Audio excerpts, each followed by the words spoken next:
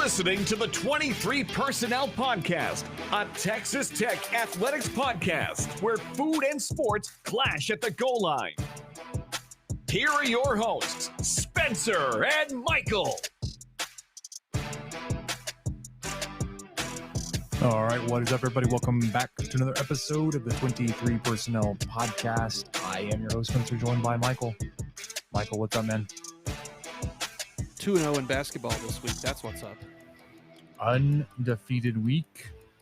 Going back to when did the regular soccer team play?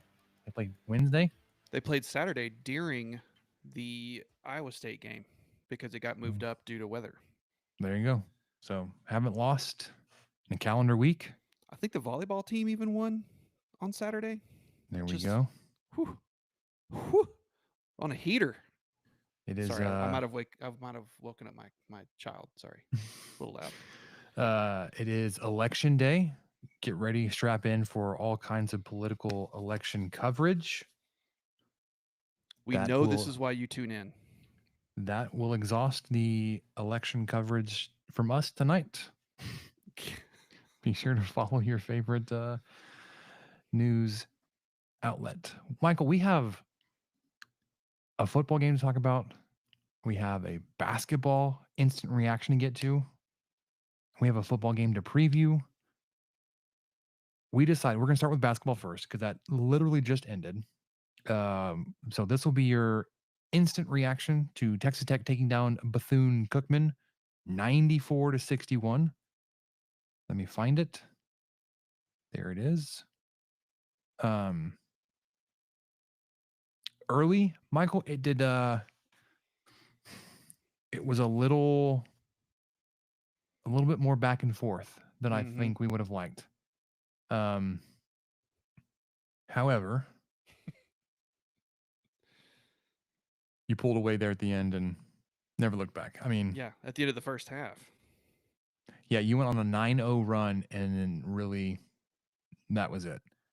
The closest it got, so they got it to within 2 with 9 minutes to go in the first half. 24-22. And then, when was it? A full half later, at 8 minutes and 14 seconds, they'd only scored another 20 points.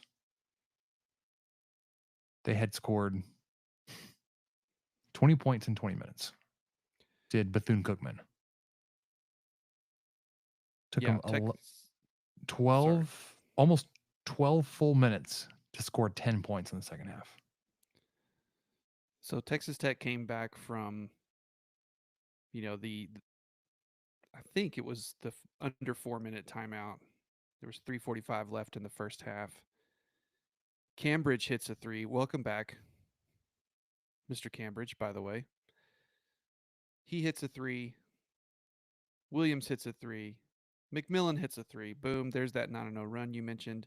And it kept going, Spencer, including a free throw by Federico, another three by Walton, Williams with a layup, and then Federico finished with an open dunk at the end for a 17-0 run to finish the first half. And then that was church pretty much from there. Texas Tech went on to have 16 total three-pointers for the night, which tied. Yep. Yeah. Tied a school record. I don't even know exactly who to start. I was just thrilled to see D5 back and, Cambridge out there playing, shaking the rust off a little bit. Walton looked fantastic. McMillan, getting to see him back in there. But I think, okay, I don't want to gloss over what Walton did. 7 of 14 from shooting. All 7 of his shots that went in were threes. Yeah, 7-12 from 3. Yeah, a very perfect 21 points for the night for Mr. Kerwin Walton. But Toppin, I think, I'm focusing more on the new guys because that's all I know to do. But Toppin roared in, played 27 minutes, had 19 points, 8 of 12 shooting, including a 3. He even made a 3 too. He got in on it too. Couple free throws, 8 rebounds. So, probably if he'd played a few more minutes, he'd have had a double-double pretty handily. Even got an assist thrown in there. Only 1 foul, 1 turnover, 4 blocks, 2 steals. The man was everywhere. And that hook he has, man, it's so nice. It's so Yeah. nice. So I loved seeing him in there and got going, I think, in the first possession, or not the first possession, the second one. Just tore the lid off the basket, and they never looked back pretty much. But yeah, excited to see where he's going to take Texas Tech and seeing this team grow, and hopefully these sharpshooters will stay, I mean, as accurate as they were tonight. Yeah, all 5 of your starters, and maybe it's because, like, I don't know why. You had a fairly thin rotation. It felt like you had 7 guys that you rolled through until the very end, when you subbed in Horner, Francis, and Green. So you ran with your 5 starters, and then Federico, and then Devin Cambridge were your 2 guys off the bench. Your 5 starters all had double figures in scoring. Overton had 10. McMillan and D5 both had 17. Toppin had 19. Walton had 21. Federico and Cambridge both added 5 of their own. I expected to see a little bit more, and I don't know if they covered it in the broadcast before I could get it over. I was having an issue with the stream starting. Like, it wouldn't pull up on ESPN. It said it was starting at 8 o'clock. I was like, I know that's not right. And then over on Hulu, it kept giving me, we're having a problem playing this title. And I wonder if it was a stream issue coming from ESPN. So by the time I got over there, it was 17 or 16 minutes left. So, like, I'd missed the first 3 or 4 minutes. I don't know if it was discussed. I don't know about other guys on the roster that didn't play tonight, if there was a health issue or they're just not ready. Like Elijah Hawkins. Like, did you hear about him tonight? Because I certainly don't know why he didn't play. I did not. By the time I got the game on, I started it at 7:30, and so I had to rewind and was kind of working my way through quickly. So no, I didn't get to catch a whole lot of audio from the commentary. So I don't know. Yeah, I heard Christian Anderson may play. He didn't end up getting in. Yalaho didn't play. So again, I don't know if they're just injured, sick, I don't know, but I expected some of those guys to be in there before seeing Corbin Green and Jack Francis, and Leon Horner. But it is what it is, man. You put up 50 first half points, 44 in the second half. Probably a bigger margin here because of your rotation, where you went with your 5 guys for so much. But I'm okay with that. Go ahead and break them in and shake the rust off early. Get all that stuff figured out. It was fun. It was entertaining. Samantha and I almost went to the game. We were not expecting tickets, but we could have had tickets to the game. And then when that didn't work out, we just decided, you know what, we're gonna watch the game at home and be comfortable, but also have our own buckets of popcorn and our own stadium cup of Diet Coke, and be able to mute it when it was time to get the kids ready for bed, and go to the bathroom when we wanted to, and all that fun stuff. But it's a good time. We also had a fire going at home in the fireplace, which was nice. It's been cold today. I go on walks in the morning, just to start my day with a little bit of cardio, and it was 40 degrees this morning. And I have this short sleeve hoodie that I typically wear. I walked out the door. I got to the end of the street. And it's like, turned around, came back, and put on like a full on hoodie over top of that, and then went out for my morning walk. It was cold. It was cold this morning. Once the sun went down, and got cold again. I mean, it's November 5th. For goodness sake, it's time. It's about time. Yes. Yeah. But anyways, My only thing is because I was late, I didn't hear any reason why some of your roster was limited. I would have expected more guys to play. Obviously, happy with the result. They looked good uh, all the way through. Defense was a lot better the last 30 minutes than the first 10. Um, we'll see how that works. If that's just a first game jitters type thing. But we'll see again on Friday when they lace them up and get back out there on the court, taking on Northwestern State. I know we didn't do a full on preseason predictions and preview whatever for the basketball team. We got caught up. I was on the road and all the weird stuff. But coming into the game, according to Haslametrics, you were projected 86 to 61 winner, almost spot on there, 94-61. Ended up being the final final margin there. Northwestern State, very similar, about 85 to 59. Rankings, Haslametrics has you at 32. This is before the game. Ken Palm had you at 12. BPI at 7, which I was like, that's interestingly high. T rank 20. Obviously nothing yet for net rankings, but we'll have all that kind of stuff more firmed out. When we get more games on the schedule under our belts. But first game of the Red Redder men's basketball team in the books, 94-61. Let's take a step back though, Michael. Let's go through the AP poll real quick to start the season. That came out. You've got 6 teams from the Big 12 in the top 25. Number 1, Kansas. Number 4, Houston. Number 5, Iowa State. Number 8, Baylor. Number 10, Arizona. Number 20, Cincinnati. And then you are receiving votes. Texas Tech is receiving votes. You would be 29th. Also, other teams receiving votes are Kansas State, BYU, and Arizona State. So Baylor lost big on the road last night to Gonzaga. Gonzaga. Did you see the?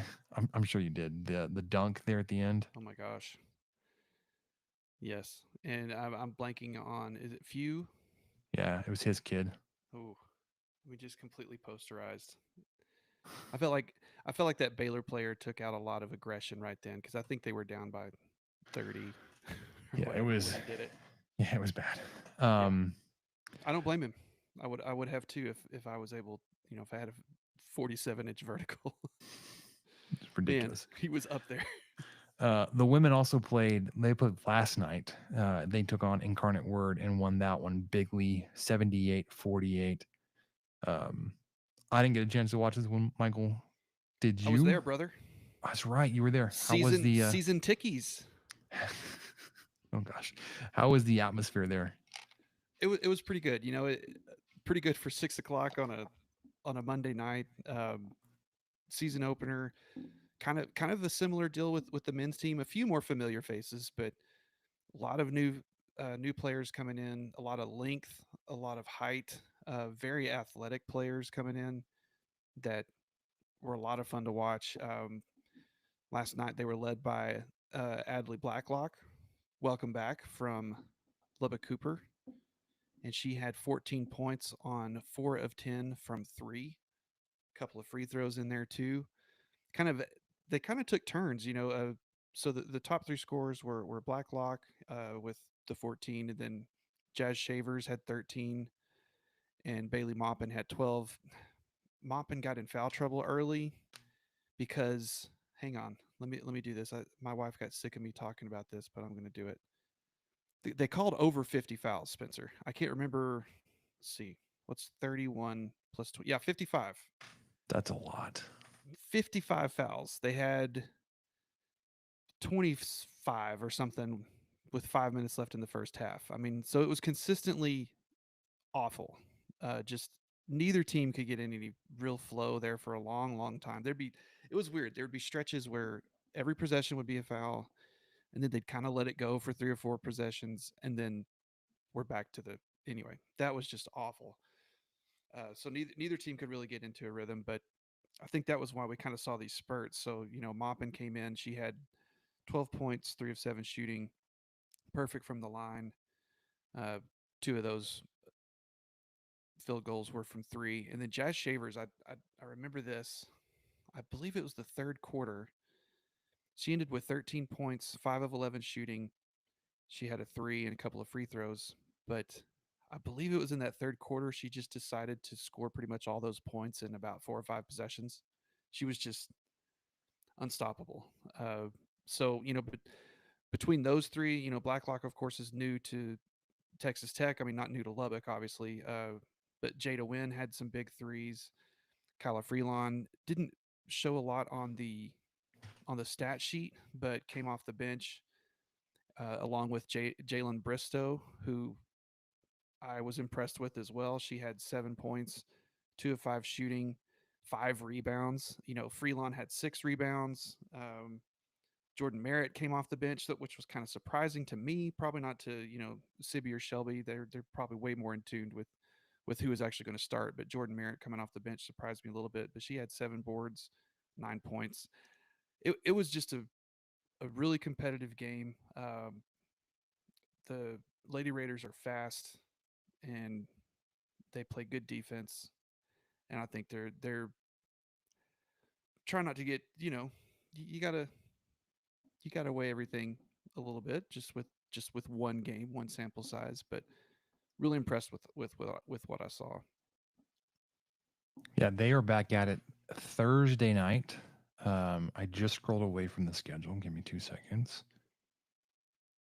Against Houston Christian, 6 p.m. ESPN Plus. The men play Friday night, Northwestern State, 7 p.m. ESPN Plus.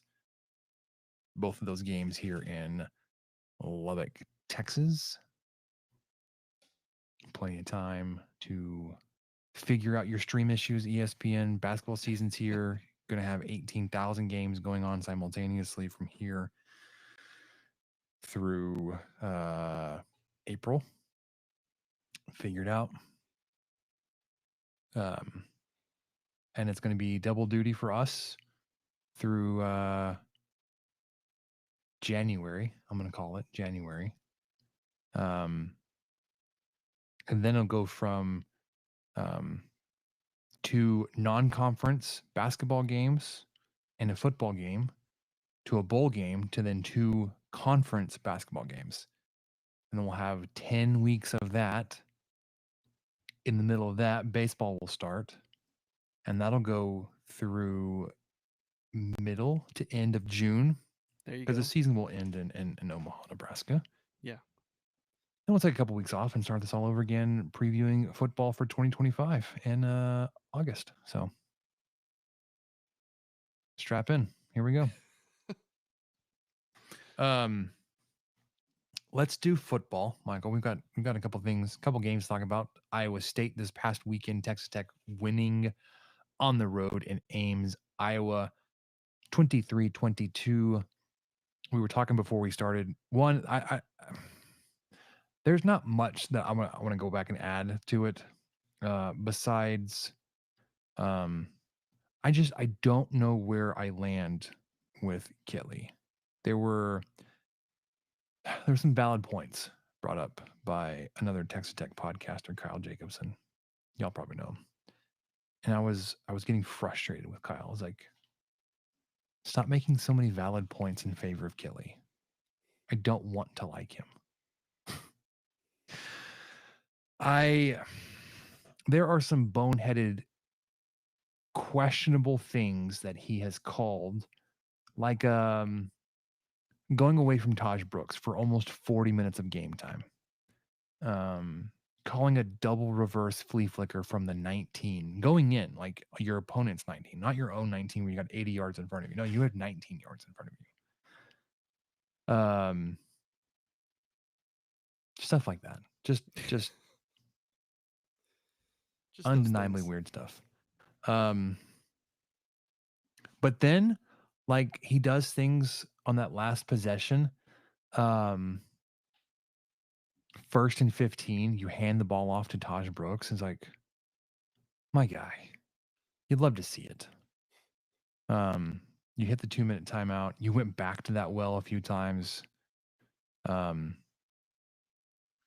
he had helped orchestrate. He called that game-changing drive where your offense had looked like absolute hammered dog crap. You weren't taking advantage of Iowa State turnovers. They pinned you deep on a punt, 98 yards for a touchdown to completely shift the tide of that game. My goodness, I'm on the roller coaster of emotions and what I think about Kittley. I'm not getting a tattoo, but it's just I wish it was more consistent. You've seen him do great things. We've got great talent on this offense. Other teams, like the defense has a say in what Texas Tech does, but I'd like there to be a little bit more consistency and for me not to think like I could have done better from my couch with a PS4 controller. Because that's what I do.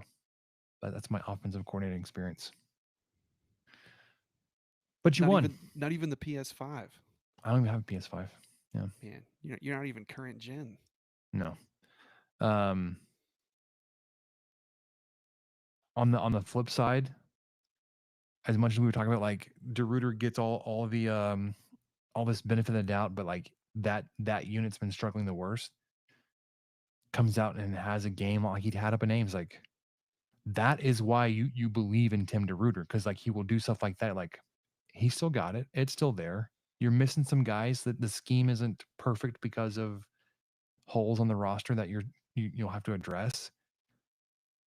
But you go on the road to what should have been a top 10 team had Iowa State played the last week, or had there not been a tie in the AP poll for the 11th spot, held them 10 points under their season average. It was a defense that helped win that game. I just thought you were going to say a defense, full stop. I mean, it wasn't beautiful. It wasn't perfect. It was good enough to get you in position to win the game. They're the ones that helped create all those turnovers. Mm-hmm. Offense gave it back a couple times, but I mean, you forced and recovered Iowa State's only fumble of the season so far through 8 games. You got pressure in the face of Rocco Becht. You sacked him, had several tackles for loss. You had interceptions. And you did it with like guys that were missing time, injuries. I don't know what was going on with the equipment. If you just brought the wrong cleats, everybody was slipping around like it was a skating rink or something. Had to deal with that. Had some questionable penalties. Granted, that went both ways, right? That offensive pass interference against Aiken that took away a touchdown, I think was more a result of the field condition and the guy slipped than it was Aiken pushing him down. Sanford got called for a PI that was like, I don't know what else he could have done. I mean, he fought the receiver, turned around, found the ball, made a play on the ball, but I guess their feet got tangled up in that.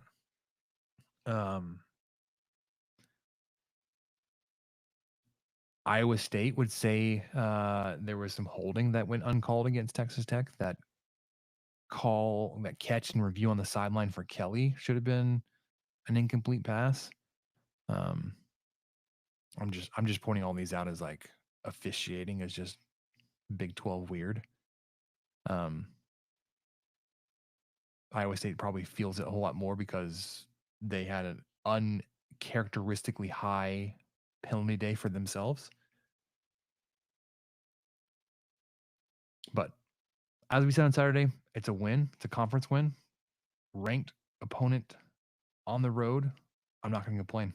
I'm not going to say, well, but no, you won the game. It counts all the same. And what the Gauchos have pointed out, and I'm going to repeat it. This is McGuire's second victory over a ranked opponent on the road. He's done that and 2 times in 3 years. Previously, Michael, the going back in Texas Tech history to get to the last two ranked victories on the road was 2015 and then 2011. Whew. Those were the last two, and it was nope, sorry, 2018. It was Texas Tech at Oklahoma State. Oh, okay. Yeah, I watched the game at your house actually. that's right. We watched it together. And then before that, it was against Oklahoma in Norman. Ooh, that's 2011. That was Nope. or 10 Yes, or something. 2011. It was 2011. Yeah, that was the year. Had a huge rain delay. They're eating peanut butter jelly sandwiches in the locker room. But yeah. So he's done it twice in 3 years. Before that, it was once every 5 or 6 years. So the direction, being able to play on the road, a whole lot better. So, anyways, let's do the Tahj time tracker update. Get you the injury report, and then look at Colorado. What do you say? I'm with you. All right. This past weekend, Taj Brooks moved himself into second place all time at Texas Tech career rushing yards, passing James Gray. James Gray has 4,066 career rushing yards. Taj Brooks currently has 4,099. He is only 36 yards away from taking over that number one spot. This past weekend, 25 carries, 122 yards, and a touchdown to bring his season totals up to 204 carries, 1,047 yards. So he also eclipsed 1,000 yards this weekend, 5.1 yards per carry, and 10 rushing touchdowns. If you were to stretch out these last 36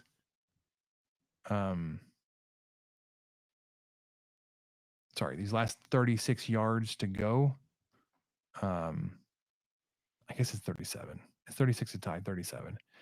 He would need 12 yards per game over these last three, and would need, what's that, 6 carries?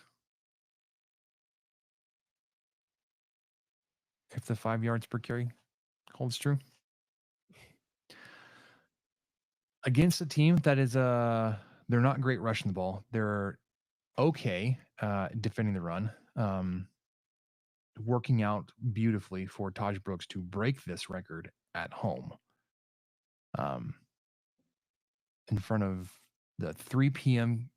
Fox kickoff, but also hosting Big Noon. We haven't talked about that yet, Michael. Big Noon kickoff is coming to Lubbock. I'm sure to talk all about Ohio State and Michigan and their games that day. Are they even playing? Who's Ohio State playing this weekend? Was it Purdue? Or did I make that up? Yeah, they're playing Purdue at 11 a.m. So right after the show ends, they're going to the Ohio State game. Yes, because of course they are. And just for those of you who are coming to the game and want to be a part of it, Fox will, this is according to TexasTechRedRaiders.com. Nope, that's not right. Just TexasTech.com. I have to be exact. Fox will construct its set in the green space student tailgating location immediately west of Jones AT&T Stadium. So pretty much where the Coliseum used to be. Nice. The 2-hour show will begin at 9 a.m. on Fox in the green space. So if you're going to be there and want to get on TV, I'd imagine you could show up just about whenever you wanted. Yeah. As long as you're there before 9. Not going to compete with Raider Alley and the Texas Tech student tailgating and the engineering key. I believe that starts at noon. Or whatever. It's like 3 hours ahead of the game. Yes, that sounds about right. I mean, you'll walk over from the Big Noon, go down into the engineering key and get set up for that. I don't even know what the entertainment is this weekend. Doesn't matter. It's going to be great. Me neither. But go check it out. Yeah, 3 p.m. kickoff, though, so you can be back and forth a little bit. over at campus, but it's a beautiful campus and it's going to be a great day. Then you're off next weekend, so no schedule to tell you about then or kickoff time. Your FPI updates has been shifted in your favor, obviously after this weekend. Currently, it is a 63.8% favor for Colorado this weekend. Next weekend was a huge swing for you. Sorry, the next game, the following game at Oklahoma State. It went from a 61% in favor of Oklahoma State to 51% in favor of Oklahoma State. And then West Virginia had a similar swing in your favor, not quite as strong, 54%, 54.8 in favor of Tech to 60.8% in favor of Tech.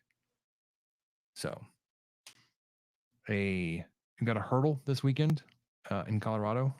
Their strength lines up very well with your weakness, which we'll get to in a little bit. They've got just dynamic playmakers all over the field, offense and defense. Mainly because he plays both ways. And then you get a struggling Oklahoma State who will likely be out of bowl contention by that point. They'll have nothing to play for. Gundy may not have a job at that point. We'll see. Yeah, they play at TCU this weekend. That's who I was looking. I know we'll go through the schedule later, but yeah, I they was are curious. 0-6 right now in Big 12 play. I am not looking past the Buffaloes. No, not just yet. curious. Just curious who the Cowboys are playing. That's all. Yeah, and then West Virginia there to end this season. So might finally get a competitive Cowboys game in the Metroplex this weekend. Stop. No, because you're going to be without Dak Prescott. Bum hurt his leg. Well, so that means the games will be competitive again in Dallas Fort Worth? You said that. I didn't. Oh, okay. I don't think they will be. Cooper Rush is a bum. No, I'm saying, no, what I was saying, Oklahoma State is the Cowboys. Ah, okay. I missed it. There it Sorry. is. Right overhead. Goodness. Had to go back and explain the joke. Maybe because it was a very good joke. We're in mid-season form. Yeah, it wasn't probably not the best joke. Someone got it. Competitive Cowboy football in the Metroplex. Anyone? Bueller? TCU's favored by 10.5, so maybe not. But it beats getting the snot beat out of you by like 35, and you're a professional football team. Okay, sorry. Okay, we have an update here. Roy is giving us a heads up that Byron Hanspard's career rushing number that we've been using is incorrect. What? Well, hold on here. Sports Reference has him at 4,135. But if you Google it, it says he's at 4,219. Interesting. So which one is it? That's a pretty decent chunk. I mean, it's an extra 100 yards or so. 90. 84. I can't do math. Don't ask me. Either way, so if it's 36 yards or 122 yards, that's doable still in this game. I would feel more confident if it was 36 versus 122, but Brooks does Brooks things and picks those up. You know, I think he's right, because I found an official article from 2016 from TexasTech.com celebrating Byron Hanspard's 2,000-yard season 20 years later, and he's credited with 4,219 yards. So he needs 120. Nope. 120. 120 to pass, 121. No. Oh my gosh. 120 to tie, 121 to pass. Let's do live math. So over 3 games, that is 40 yards per game. And still a good 25 carries at 5.2 yards per carry. So Yeah, we've got that's recycles crap in the comments is saying Roy is spot on. So whatever number I was using was wrong. We're going off Byron Hanspard. I don't know why. Okay, that was Sports Reference has Hanspard at 4,135 rushing yards. get it together, Sports Reference. But we'll go with Texas Tech. 4,219. Texas Taj Brooks at 4,099. It's 120 to tie, 121 to pass. All right. Roy says he'll get 144 in a tutty against Colorado. No big deal. Yeah. I mean, he'll have 3 more games after this one anyways. So,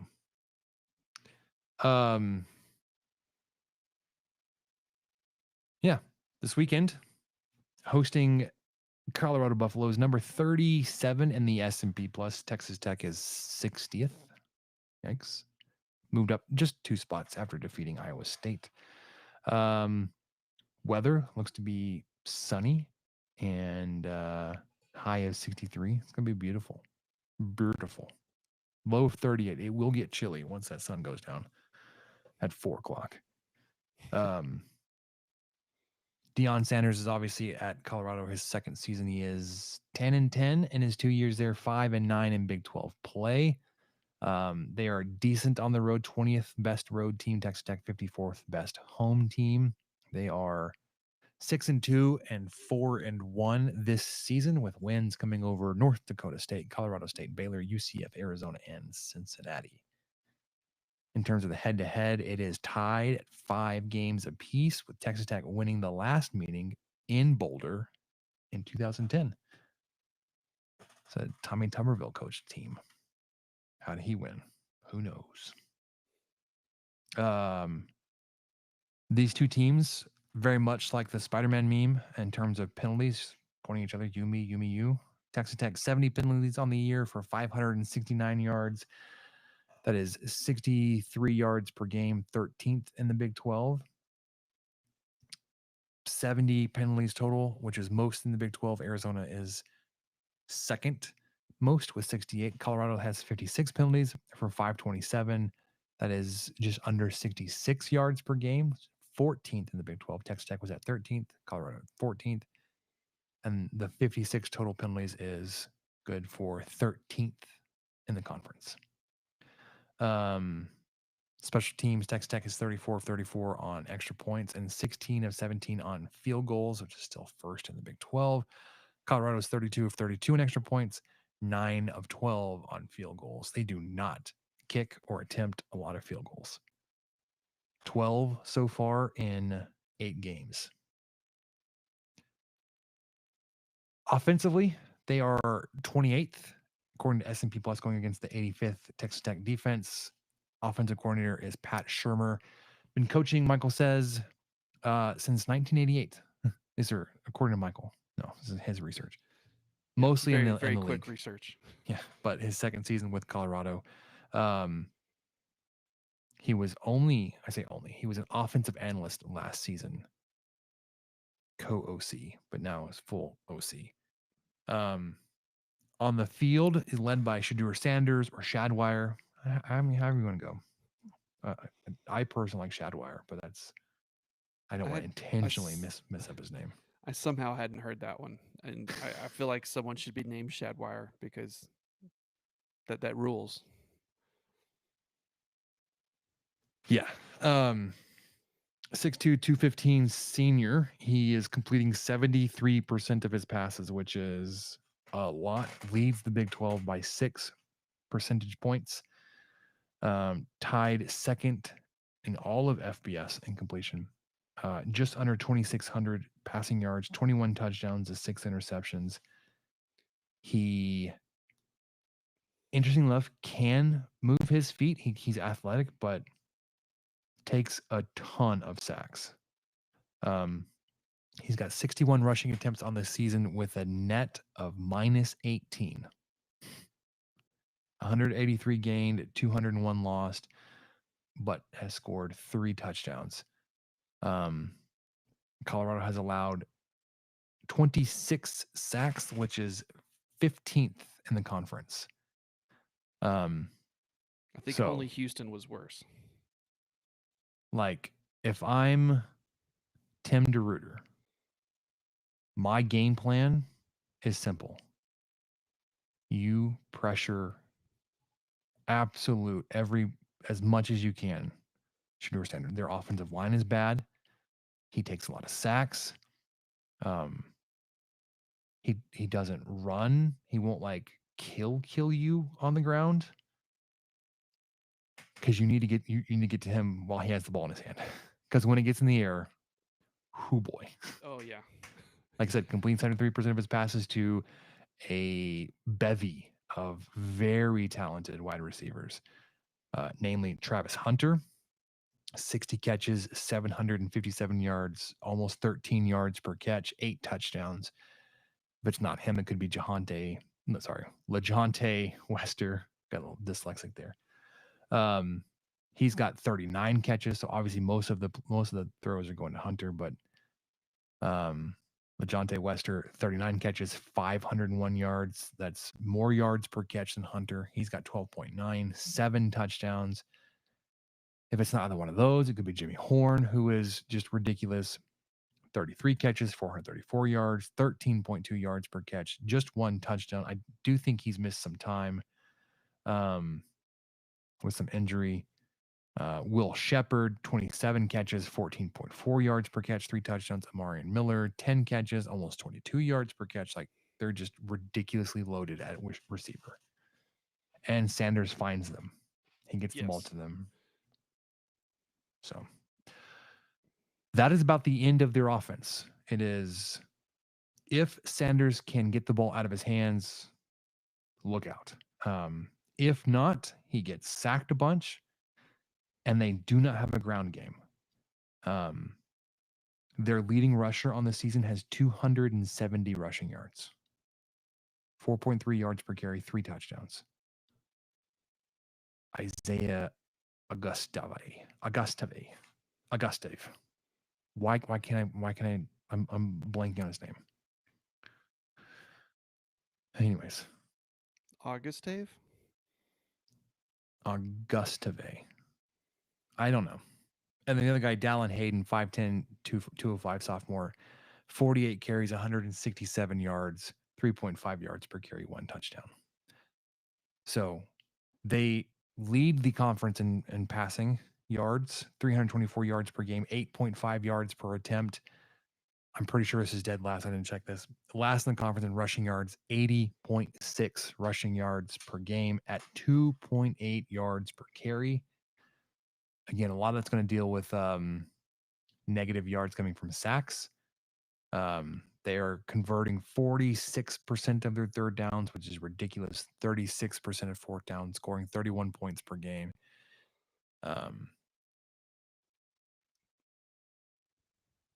Defense, Texas Tech is allowing 307 passing yards per game, 8.2 yards per attempt, 155 yards on the ground, 4.6 yards per carry.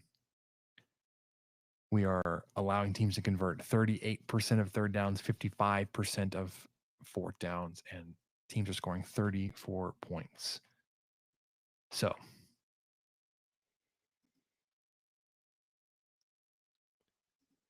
I'm concerned. I'm a little concerned. I'm looking at the comments over here. We've got Chairman A in the comments replying to Recycles. He says, when blitz, Shedeur completes 93% of his passes. So yeah, you can try. I don't like that. No, I don't like any of that. He is. He's got to be a Colorado fan because he's asking for injury updates. Yes, we actually did not go over injuries. Oh, so let's back up. Glad you mentioned it. Yeah, it's a long list. Have you got a minute? How long you with us tonight, Chairman? Yeah. Okay, injury report just for his sake, any Colorado fan's sake, out for the season. Offensive lineman. Wow. Outside linebacker, defensive end Dylan Spencer. Outside linebacker Joseph Adedere. Offensive guard Vinny Scurry. Backup running back Cameron Valdez, and defensive tackle Duda Banks, all out for the season. None of those are new. Duda Banks was the most recent, and that was Baylor. So it's been a couple games. Yep. Confirmed out as of Monday for this game, linebacker Bryce Ramirez. I believe he's still recovering from that procedure he had to remove the rod in his leg. And then Javion Wilcox. Yeah, Chairman, if you didn't know, Bryce Ramirez he broke his leg at the NC State game last season. Mm-hmm. No, was it? No, it's 2 seasons ago, wasn't it? 2 years ago. Yep. That's right. It was 2022, and it was a really bad break. He's lucky to have survived it practically. And so anyway, yeah, that's what's being taken out is some of the apparatus in there to help his bone grow. So he may or may not come back at all. And I almost hope he doesn't. I don't. You don't want to say that about anybody who wants to play, but man, it's an incredible comeback story that he was able to make, and I want it to end on a happy ending. Yeah. And then the questionable list for this weekend is ridiculous. Safety CJ Baskerville, starting safety CJ Baskerville, lower leg. Left tackle Ty Buchanan, head. Defensive tackle DeBraylon Carroll, hip. Safety Devin Cromwell, ankle. Backup offensive lineman Nick Fadig, chest. Backup wide receiver all-star in the making, Micah Hudson, lower leg. Defensive tackle Quincy Ledette, foot. Starting cornerback Braylon Lux, shoulder. Primary inside receiver backup Dre McRae, head, and kick and punt returner. Outside linebacker rotation piece, but outside linebacker Ansel Nador, ankle. Rotation piece defensive back Marcus Ramon Edwards, head. Offensive lineman Dylan Shaw. He hasn't played this year or hasn't played much. Hand. And then backup running back Jacoby Williams, knee. Now, what was it that McGuire said about the questionable list? Most of these guys are 70 to 80%. He said if they hit 80%, then they're considered questionable. Okay. So greater than 80% in terms of availability. Not 80% won't play, but on that list, you'll probably see a lot of those guys. Yeah, honestly. On that list, you want to see Baskerville back. You want to see Lux back. Love to have Buchanan back. DeBraylon Carroll, Quincy Ledette. You can live without Fadig, without Hudson, without McRae, without Shaw. You would love to have Jacoby Williams back. He's got a 1-2 punch aspect with Taj Brooks. He hits the hole so fast. He like puts his foot in the dirt and just lightning explodes.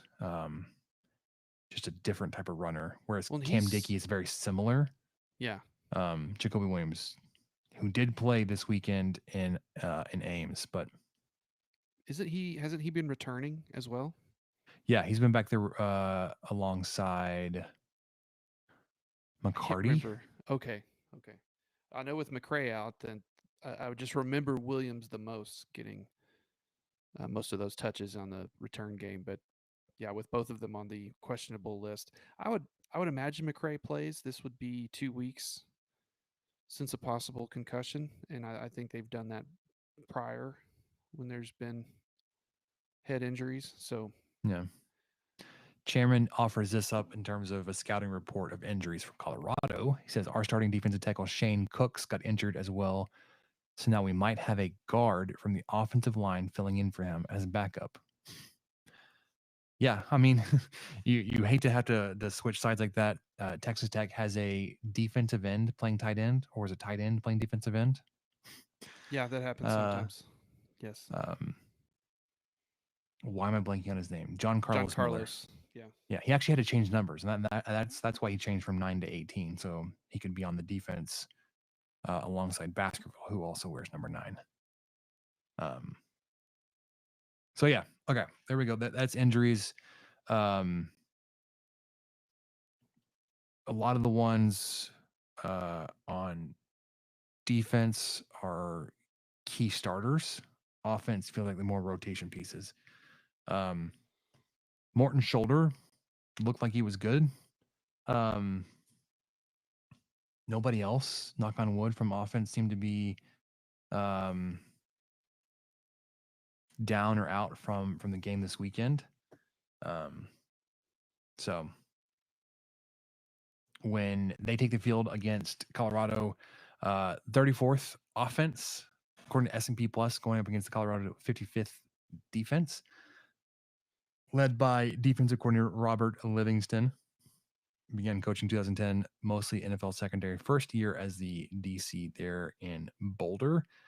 I always say it's a little bit of a question mark and maybe a red flag if you're led in tackles by a defensive back. Now, I can't say what the system is. I have not watched a ton of games or film on Colorado. That's just not where I've been. But You're not over there just crunching the all 22s, getting no, the stream. it's not. I'm sorry, but Okay. they're led by safety Cameron Stillman Craig in tackles with 60.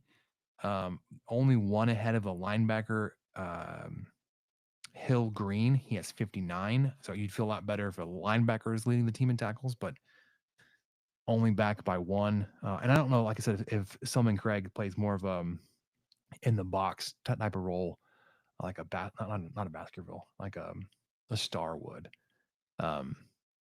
But then third on the team is a cornerback. That's definitely not what you like to see. 48 tackles.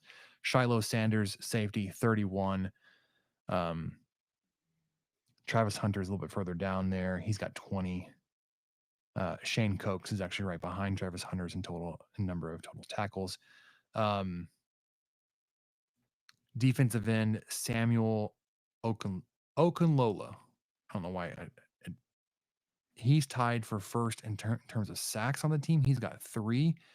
BJ Green the second also has 3, and so does Tahj McCoy. Stillman Craig and Hill Green both have 2. In terms of interceptions, you've got a handful of guys, looks like 3 of them that have 2 interceptions apiece. Cornerback Preston Hodge, Travis Hunter, and cornerback Colton Hood.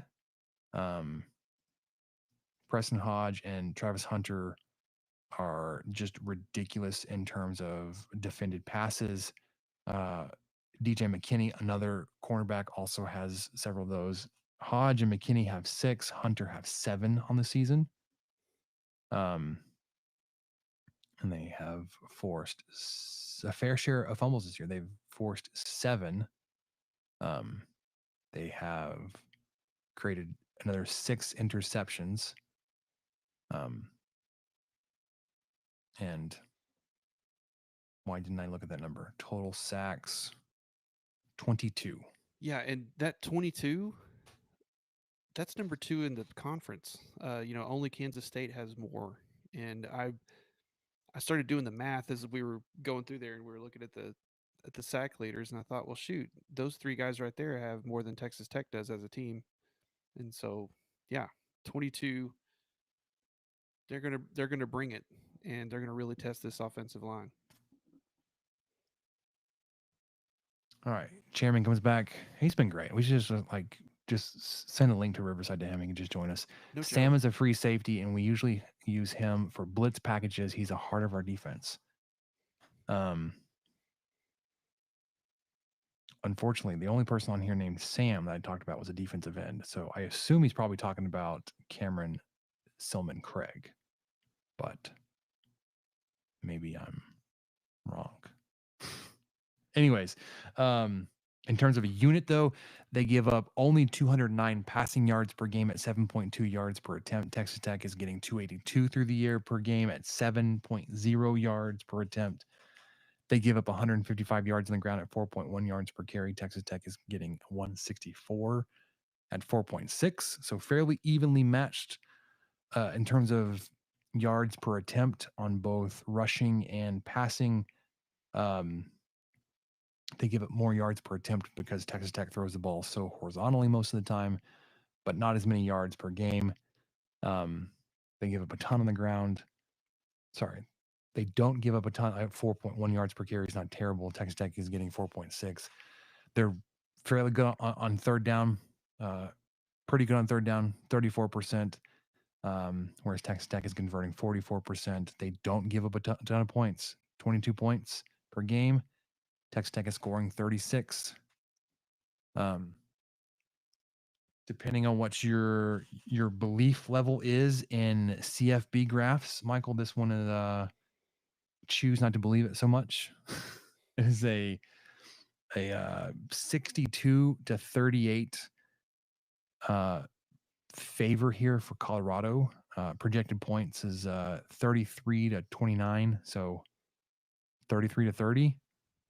Close game. Pretty much lines up with what the Vegas numbers are. It is a 3-point line with an over-under of 62.5. I mean, these numbers from CFB graphs, 3-point game at 63 total points. So line opened at 3.5. It only came down a half. Essentially, you get 3 points as a home. So they're saying Colorado's about a touchdown favorite on a neutral site here.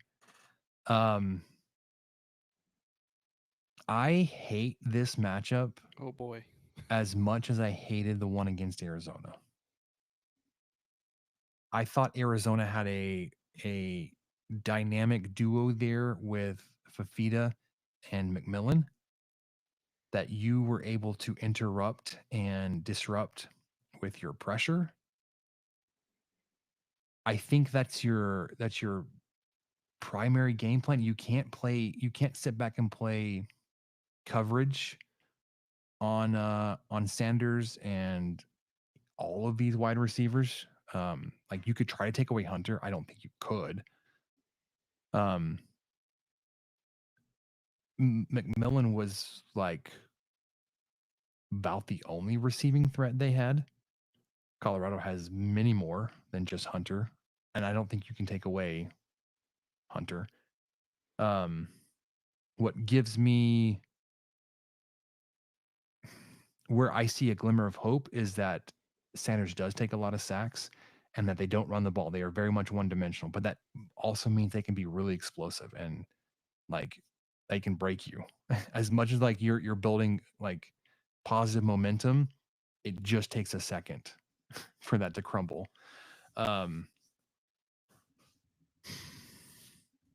Texas Tech is at home. I like that. I like that you've got a lot to play for. You've shown progress. We were really down on Colorado before this season because of what they did last year, and we weren't sure what kind of team you're going to get at this point in the season, health-wise, commitment-wise. Obviously, they're way like they're outperforming anything that we said they were going to do 3 months ago. So I don't like it. I think Colorado wins this one. And I think it's going to be like, I don't know, like 41-34.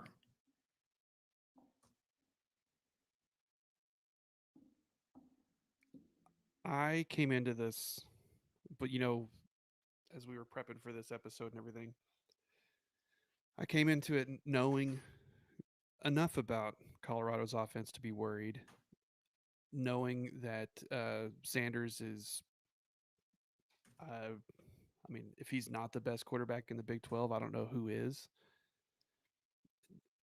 I didn't know his passing percentage was just that dialed in, though. I didn't, we're used to seeing Morton, who, if he gets into the 60s, it's been a great day. And I'm not trying to say anything one way or the other, but that's just how this offense has been going this season. And so to see anybody crack 73% in this sample size of games, I mean, has Tech had that since Graham Harrell? I I don't don't even think know. he completed that many. Yeah, I mean, I I'll look think it he up. was in the 70s, but it was maybe 70 even. Anyway, just incredible. So the offense worried me already. What I didn't realize until today is how much this defense could possibly give Texas Tech fits. Um, as they say, defense travels, and I have a feeling they're going to get off the bus just like everybody else does on Saturday or Friday, whenever they get here. Hopefully, they adjust to the elevation. You think they'll be okay? I think coming down the 1,500 feet is going to be just fine. Coming down to the Cap Rock, they'll be all right. Or what's it? I guess 2,500 feet. Yeah. No, we're at like We're oh, at you're doing the 3,800. difference. You're doing the difference. Okay. 14, We're at, 1,400 feet. we're Yeah, at yeah. 3,300 or so Oh, well, here on the Cap Rock. 2,000 feet. Okay. I'm sure they're going to be fine. Yeah. I'm sure they're going to be fine. So anyway, when that defense steps off, I did not know that they were bringing with them the most disruptive pass rushers in the conference and one of the best scoring defenses in the conference. 22 points per game. Mm-hmm. You know, DeRuiter did that in year 1 or 2, and we just about passed out. Like we couldn't handle it. That's all that Texas Tech was allowing per game, and Colorado's done that so far into this season with very similar competition to who Texas Tech has played. You know, they've played Baylor. Of course, let's not talk about that one on Texas Tech's end, and Arizona and Cincinnati. So a lot of common opponents there. Colorado beat all 3. Tech wasn't able to do that. So the Baylor game was a crazy one. That was like a reverse TCU game for Tech fans. If somehow you missed that game, go look it up. Especially if you don't like Baylor, you'll really enjoy how that game ends. But I think I'm more worried than I was because I thought, well, this defense will be, they'll be a Big 12 defense. They'll have some good guys, but we've got a great offense. Everybody's coming back this week, like you pointed out. Most of the contributors are coming back. Not a lot of key injuries.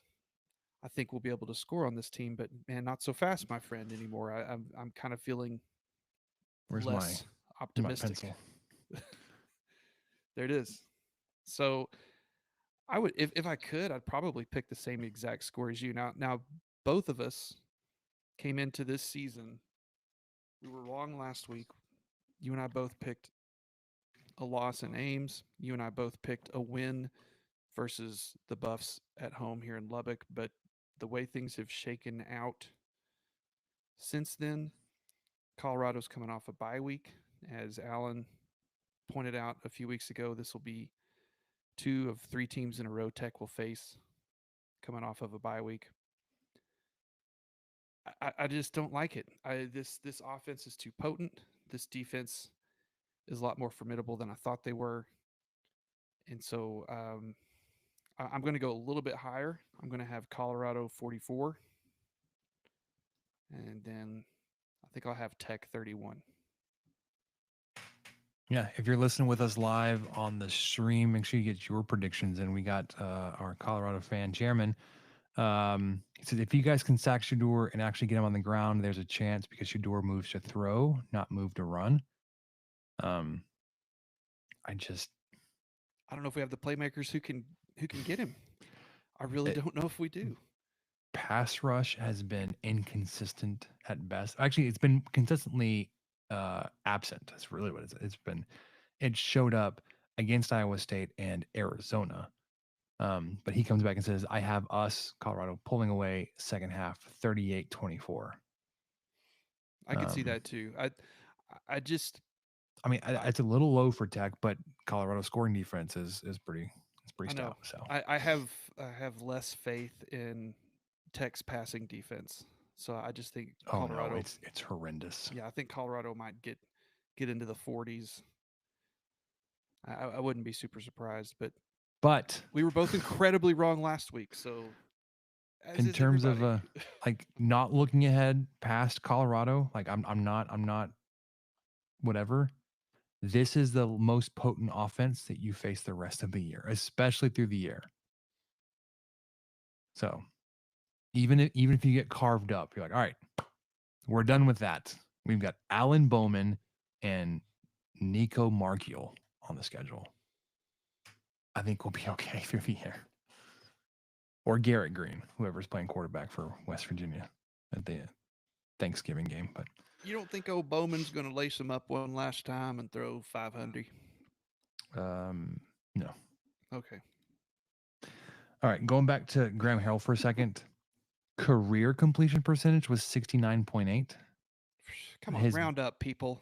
his best year was 2007, 71.3. So even then, That's nuts. 2008 was a little step back, 70.6. So, yeah, Tech fans, let's put that in perspective. What Sanders is doing is pretty phenomenal. I remember everybody making a big deal about Colt McCoy's completion 80. percentage. He but was that's completing 80%. Well, it's because he threw 9 passes a game. Doesn't matter. Still completing 80% of his passes. Hmm. I mean, you saw what happened. Like Will Hammond came in with 9 for 9 and then finished 10 of 15. Yeah, that was a heck of a day. Well, I mean, Well, you started off 100%, then dropped to 67%. yeah, that Was happens.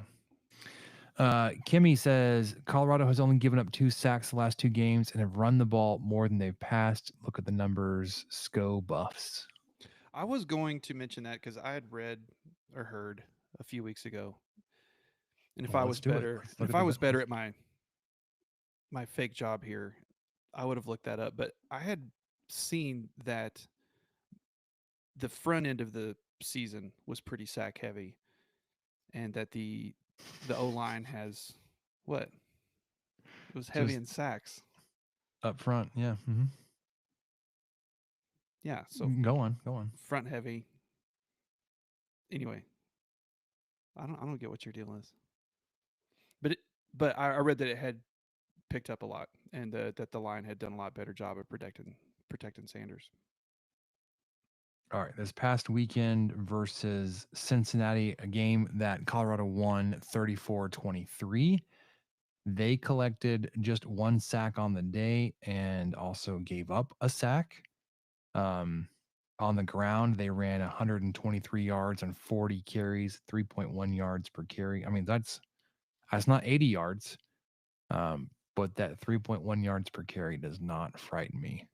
Meanwhile, they gave up 171 yards at 5.3 yards per carry. But like I said, only gave up 1 sack, which is notable. Arizona, I don't know if you want to look at this. Arizona kind of sucks. I know. I'm not. Um, I'm glad Tech they won, but yeah. the Buffs ran 39 times for 148 yards, 3.8 yards per attempt, and 2 tutties. And then they sacked Fafita 7 times, whereas the Wildcats got to Shadur just once. Wow. So of those 20 something sacks, they were mostly in what, 6 games? Sounds like it. Jeez. On the ground to Arizona, they gave up 107 rushing yards, 3.1 yards per attempt, which is it's commendable. It's good. Held T-Mac to 38 yards on 5 receptions. That's ridiculous. I'll give him credit there. The game before that, this is going back to October 12th. Home loss to Kansas State, 18th ranked Kansas State, 31-28. So a very close game. This is not going to help your point here, but 19 carries for the Buffaloes, minus 29 yards. Shadur had minus 50 yards on the night. I think they got down early in that one too. If that helps no. things. Nope. It was 14-7 at the half. Oh, okay. Um, Well, but Kansas State scored right after half. they scored 10 in the third quarter. Colorado scored 7. I don't know when those points happened within the quarter, Yeah. but at the after 3, it was 27-14. Nope, 24-14. And then Colorado put up 14 points in the fourth quarter. But I mean, to your point, like this commenter said, the last 2 games, most recent. So Colorado or Kansas State was 3 games back. Chairman says, "How is Texas Tech O line?"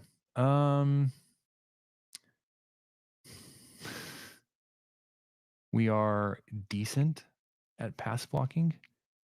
Horrendous at run blocking. Anything that we pick up on the ground is because Taj Brooks is just an incredible human being / running back. So, And we are susceptible to false starts anytime someone other than Baron Morton is set to take a snap. which is too many times. Let's be honest. Like putting Jalen Conyers in back there to call out the cadence for the snap to then go directly to Taj Brooks. Like if the ball's just going to go to Taj Brooks and Conyers isn't going to touch it at all, just have Morton back there to hand it off. Eliminate the false startness, the weirdness happening with the different cadences. Because it happens no matter who you put back there. It happened with Cameron Brown when he was in a backup role several times. It's now happened several times now with Conyers in different games. I just pre-snap penalties are killers for us. Yes. Chairman, I'll just put it that way. That's where most of them generate. Yeah. We're not good at run blocking. The lanes aren't really there. Taj Brooks is just incredibly difficult to bring down without several defenders around him. Pass blocking, we do decently okay. So let's take a whip around the rest of the Big 12. Look at the schedule. This year, Big 12's first 11 a.m. game. I was going to look at it when the last one was, but I was like, that's too much. But West Virginia at Cincinnati, 11 a.m. on FS1. Cincinnati favored by 4 there. There's some weird opening lines, Michael. And I'm sure one of them was a typo, but we'll get there. Cincinnati -4 at home hosting West Virginia. Neil Brown, what you got here? I think I would take the Bearcats. They've been Without playing knowing pretty anything well. without knowing anything about West Virginia today, give me the Bearcats. I think they're better than that. Iowa State line is moving in the wrong direction for Iowa State. They opened as 6.5-point favorites on the road at Kansas. Is dropped down to 3. Kansas is on the brink. They lose one more, they're out of bowl eligibility, which is striking coming in from the season they were where they're projected at before the season started. 2:30 on FS1. Give me Iowa State to cover on the road. Yeah, I agree. Even if it was 6.5. I know, and I put my foot in my mouth when I forgot what it was. I forgot what the spread was when the Sunflower Showdown. I think K State was favored by double digits, and I was like, if it was 17, I'd still pick K State, and I would have lost my house. But Kansas State did win. Obviously, they didn't cover, but yeah, I'm almost offended by this, Spencer, because I think that enough bettors saw Iowa State lose to lowly Texas Tech, and they're like, I'm not taking them at 6.5 on the road. Give me the Jayhawks. These Cyclones just lost to these who? Raider Reds? I don't know. So yeah, I'm with you though. I think Iowa State will take care of business on the road. I just thought of, Michael, that we need to consider and bake back into our game predictions. Texas Tech is rolling out a new uniform this weekend. we can't discount the gladiator heart and spirit of Patrick Mahomes and his his designed uniforms making their debut appearance against the Colorado Buffaloes. So, give me 49-3 Texas Tech. Okay. All right, All right, Oklahoma so State. we got it both down. Oklahoma State at TCU. TCU is a 10.5 point currently favorite. They opened at 7. Looks like Oklahoma State is just picked to just continue to collapse. 10.5 feels like a lot. I agree, man. I will take Oklahoma State to cover, TCU to win. But 6 p.m. FS1. We've got all 3 windows on FS1 back to back to back. If you're a fan of Big 12 football and not one of those teams, you can watch all day on the same channel. But you have to find the remote. You just find it once and then lose just it. never leave. The couch could eat it. Throw it in the pool. Kids could walk off with it. Yeah, I would say I'm with you. I mean, I saw this Oklahoma State team just get demoralized at home. But I have trouble believing that they're going to walk into TCU and lose by 14 or something. So I would take the points on that too. Yeah. UCF at Arizona State. Arizona State's a home favorite by 3, so otherwise a fairly evenly matched game. 6 p.m. ESPN 2. UCF beat the heck out of somebody this week. Who was it? Yeah, they may be finding something out. Crap, I'm losing it. They just played. It wasn't Houston because Arizona. Kansas State lost to. It was Arizona. Yes. 56-12. Yes. In the space game. Them. Give me the stats. Let me look at this real quick. So if that hadn't happened, I would immediately be jumping all over the Sun Devils. I still think I am. I still think I would take the Scatabo experience over UCF, but I don't feel great about it, if that makes any sense. Holy smokes. So they held Arizona to 0.2 yards per carry, 25 carries, 5 total yards. Granted, they had Noah Fafita had minus 22 in sacks, but they had only gained 49 yards without him being sacked. Meanwhile, the UCF rushing attack, 44 carries, 321 yards, 7 yards per carry, 5 touchdowns. That'll do it. That'll play. You're taking Scatteraboo in the Sun Devils? I am. Despite the clinic that UCF just put on the ground, Sun Devils are salty, man. I am a prisoner of the moment. Give me UCF. You would. BYU. Okay, this is the one I think like there must have been a typo. And if somebody was able to get this line when it opened, you probably had your bet like voided and canceled. Where I saw it, it said BYU opened at plus 17 at Utah, but is currently BYU minus 4.5. That sounds more accurate.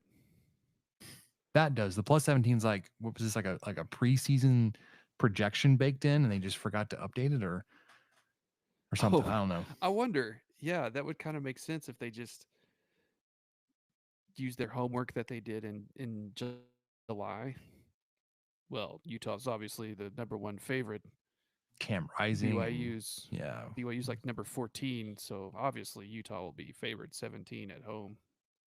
But 4.5 points on the road. Well, I say on the road. It's Provo and Salt Lake are down not the that road. far apart. It's like 45 minutes on the highway. I mean, it's like TCU to SMU. That's what you'd call either. It's not quite a ways. It's more a piece. It's down the road a piece.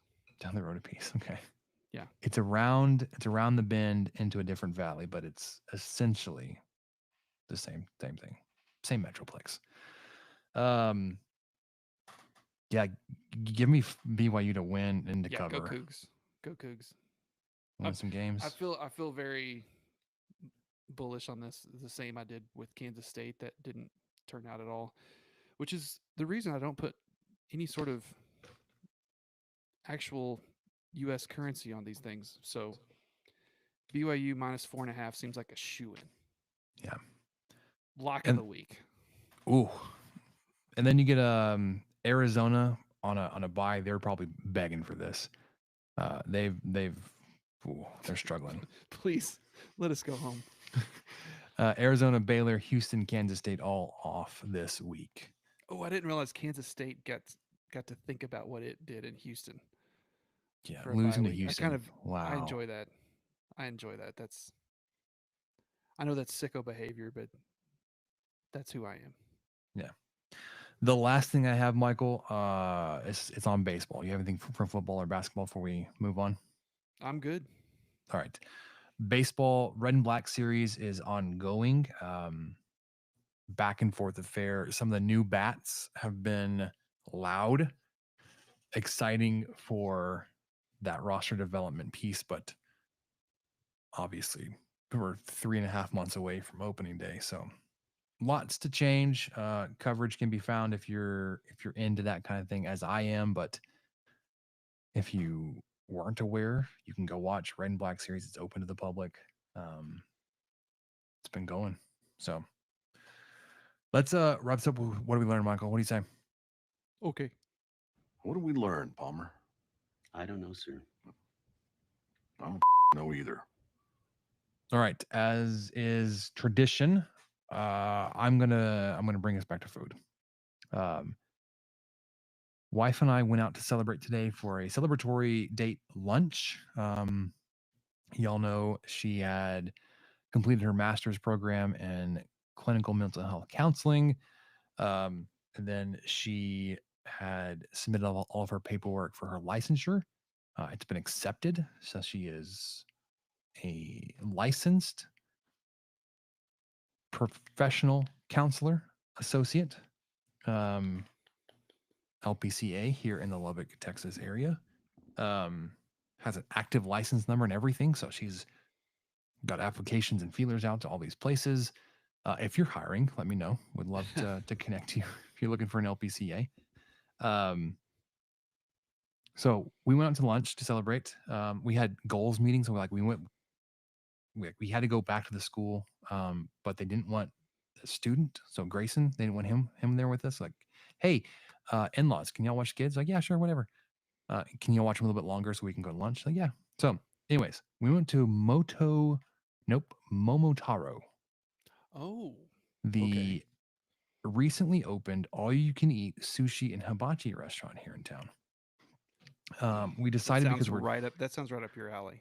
Yeah, we decided because we're cheap, we're gonna try this out at lunch because it's like $21 per person at lunch, $35 for dinner. Now the menu is a little bit bigger at dinner, but essentially you walk in, you decide, do you want to do hibachi and sushi, or do you want to do hot plate, or do you want to do mix? Or sorry, not hot plate, hot bowl, Hot pot. hot bowl, hot pot. Yeah, that tells you how much experience we have with hot pot. We're like, no, we're here for the sushi and hibachi. Really, we're here for the sushi. So we get there, they give you this menu, basically anything. It's free game. Like you've paid for it. You're going to pay extra for food waste. So if you order too much and throw it away, you have to pay for that. Or if you order too much and want to take it home, you have to pay for that. Otherwise, order what you want, eat what you want. We housed 3 different rolls, 2 orders of cream cheese rangoons. Samantha got a bowl of the onion soup, which was okay. It was actually pretty strong, onion soupy. I got an order, like an entree order of teriyaki steak, which wasn't a huge order, which I was thankful for. I also got an order of chicken and soba noodles, which were like fried ramen noodles with some veggies. That was really good. The rolls, Michael, we got a kind of standard Philadelphia roll. I'm not a big fan of the smoked salmon. It was okay. but then their premium specialty rolls are named after cars.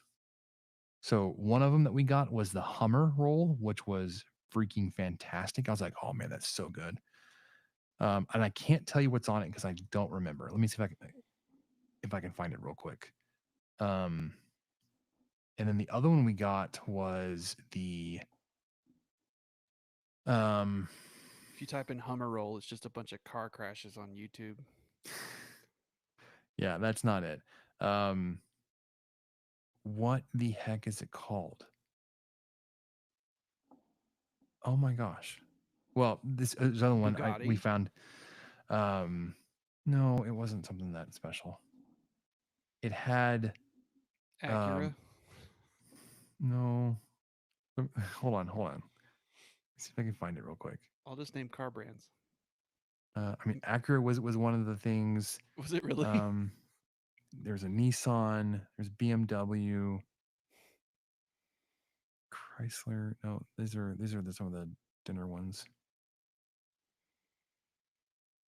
Where's Chevrolet?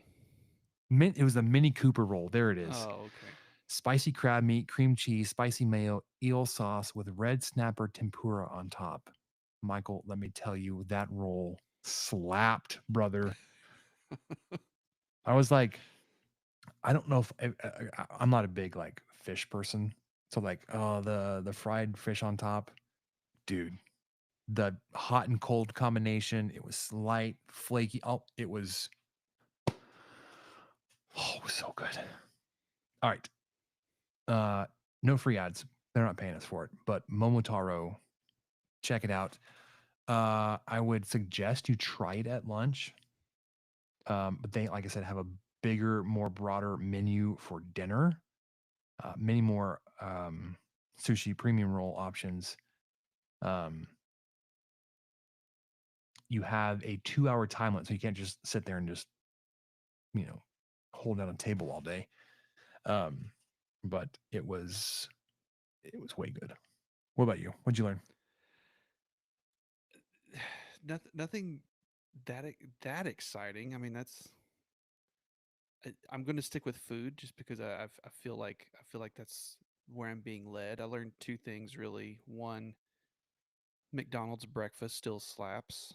My mom's recovering from a knee surgery, and so I needed to take her to the doctor on Monday morning. And on the way home, she was like, "Hey, swing by McDonald's," and she said, "I'll get you whatever you want." I was like, "I just want a sausage biscuit." Oh, okay, sure. And so she got herself some breakfast, and I got just a sausage biscuit. It's so good every time.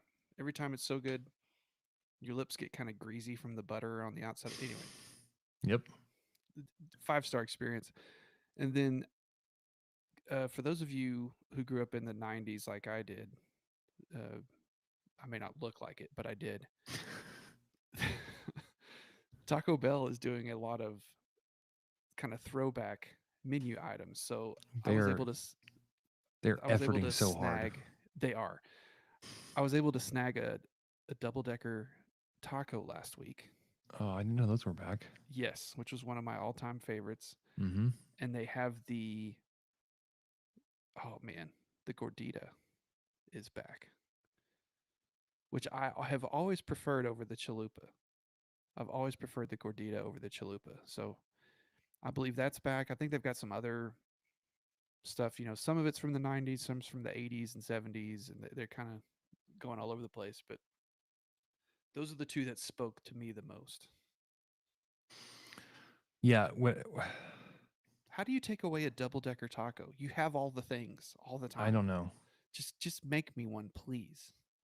Yeah. That reminds me, we had a friend, a coworker. We went on a group lunch interview. We were interviewing somebody, and went to this restaurant.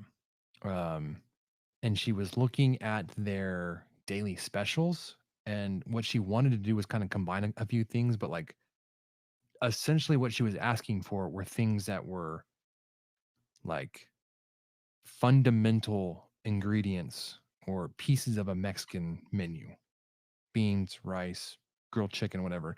But it was like pieces of other daily menu, like daily specials. He's like, can you just combine all this? I'm like, no, we can't do this. Like, okay, but it's beans, rice, and grilled chicken. Like, you have that back there already. He's like, yeah, but we don't have it like built into the POS system. We couldn't charge you for it. She's like, y'all are stupid. I will offer to pay you. So I'll pay you cash money. I think she ended up table. ordering like a chicken taco with sides of beans and rice, and then just didn't eat the tacos. It just, I don't know. It was like she worked her way around it, and we gave her so much crap for it. It's like, oh, Just there order something goes else. there goes Julie again ordering a daily special on Tuesday when it's Thursday or something. No, I want the. Oh, yeah, I would like the daily special. Okay, you want the enchiladas with it? No, not today's special. No. How silly of you to consider that I would want today's special. I want Tuesdays. Oh, but we don't do that. It's like, it's beans and rice. Yeah, you do. You know, I would.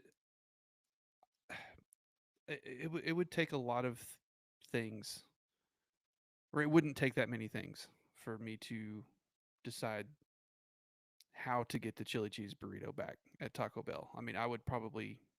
There are a number of things I would do. I don't know if I would do anything for that, but go Oh, on. the chili cheese burrito was so good. The CCB? You never had one? I miss it. I wish they would have brought that back. I'm still mad. Yeah. Yeah. My go-tos were the double decker and Mexican pizza. They're both, yeah, and MIA. So, It's not right. all right, I lied to y'all. The only other thing, I'm going to live election updates. I'm just going to show the camera. It's close, y'all. It's close. It is close. We have numbers in for the West Coast. So, like I said before we hit record, this is. I was like, don't believe this huge margin that one person over the other, because it's not accounting for everybody. So that is it. That's all I got for election stuff. Michael, you got anything else before we wrap this one up? Yeah, I really wanted to get into what to think about immigration policy. That'll do it for us in the 23 personnel podcast. I'm just kidding. I was turning your microphone down, which of course you wouldn't hear that. But yeah, no, that'll do it. Texas Tech men's basketball victorious tonight. Women's last night. Football on Saturday. Soccer on Saturday. This week, basketball again Thursday, Friday. Colorado on Saturday. We'll be back on Saturday to chop it all up. For Michael, I'm Spencer. I'll catch you guys next time. Thank you for listening to the 23 Personnel Podcast. Help us out by subscribing, rating the show, and leaving a review. Follow us on Twitter at 23 Personnel, Spencer at Punt Suck, and Michael at Michael_LBK. Be sure to catch the next episode. And until then, guns up and let the tortillas fly.